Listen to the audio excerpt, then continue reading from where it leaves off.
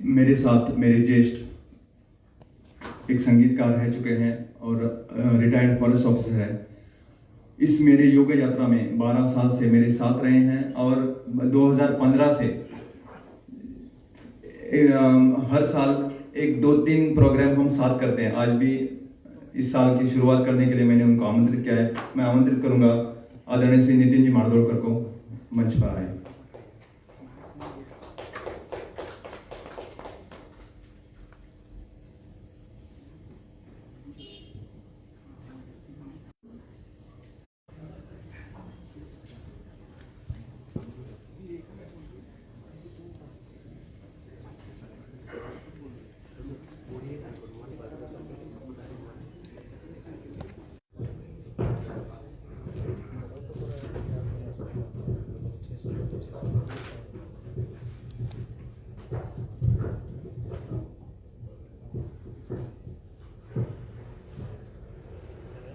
ओम।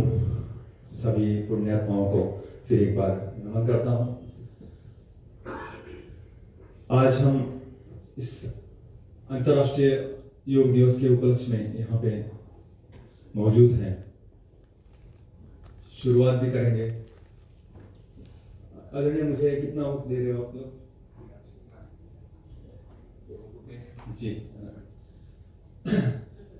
योग, इस शब्द से हर एक हम परिचित हैं। योग, जब से अंतर्राष्ट्रीय योग दिन होने लगा है तब से तो सभी लोग, जिनको पता भी नहीं था वो भी लोग कर रहे हैं। अच्छी बात है। लेकिन मैंने अभी आपसे संवाद करते हुए बोला कि मैं अभी ये मेरा 12वां साल है इस योग यात्रा में। हाँ, हम उसे योग यात्रा ही बोलेंगे। एक आध्यात्मिक प्रवास है।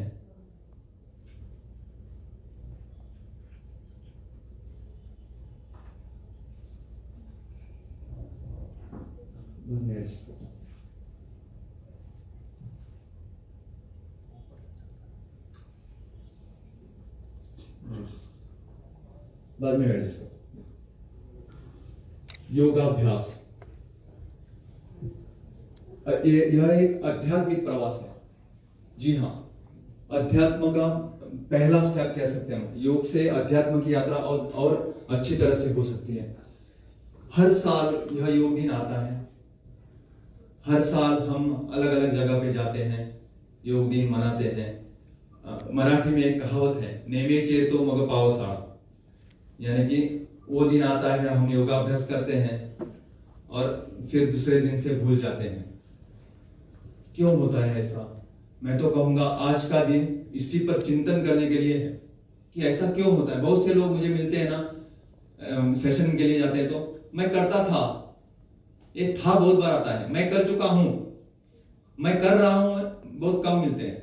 मैं रेगुलर कर रहा हूं, करने वाले भी हैं, रेगुलर करने वाले भी हैं, लेकिन बहुत से ऐसे जवाब मिलते हैं, मैं करता था।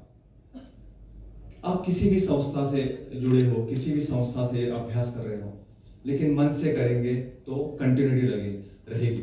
और जब आप जानोगे, देखिए थियोरेटिकल कुछ हम बात जानते हैं और प्रैक्टिकल में उसका अनुभव नहीं हो रहा है, तो वो अंदर, हमारे अंदर समा नहीं जाता।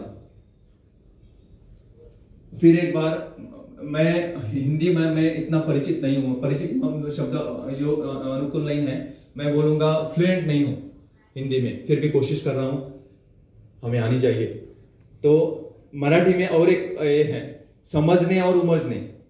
मैं समझ गया, मुझे बात समझ में आ गई, क्या मेरे अंदर आ गई हो, एक विचार व्हाट्सएप पर आ गया, मुझे बहुत अच्छा लगा, इमीडिएटली मैं उसको फॉरवर्ड करता हूं। लेकिन मैं उस वक्त नहीं सोचता क्या वो विचार मेरे अंदर है, अच्छा तो लगा मुझे। करने और वरने बोलते हैं उसको।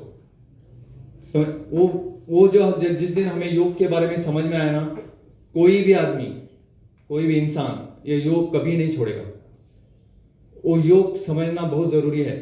वो योग अष्टांग योग के माध्यम से पतंजलि ऋषि ने अंदाजा कुछ पुस्तकें बोल रही हैं 3000 वर्ष पहले, कुछ पुस्तकें बोलेंगी 5000 साल पहले। ह्यूमन साइकोलॉजी पे उस पर रिसर्च हो रहा है, लागू होते हैं आज की घड़ी में।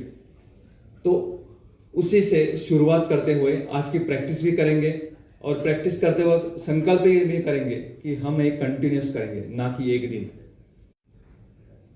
सही?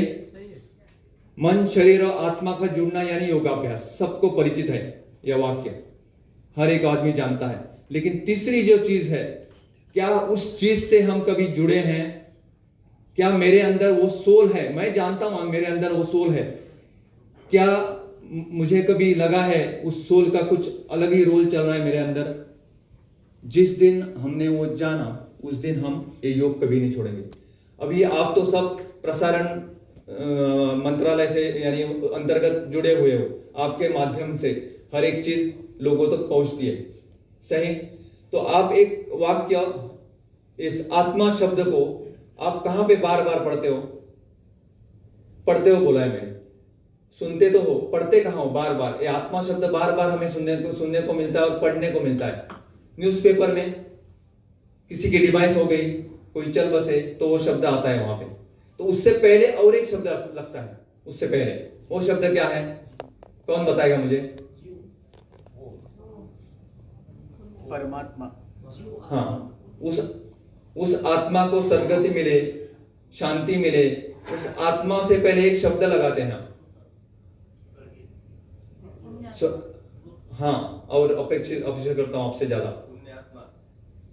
जी, हम वहां पे लगाते हैं उस पवित्र आत्मा को, प्योर सोल।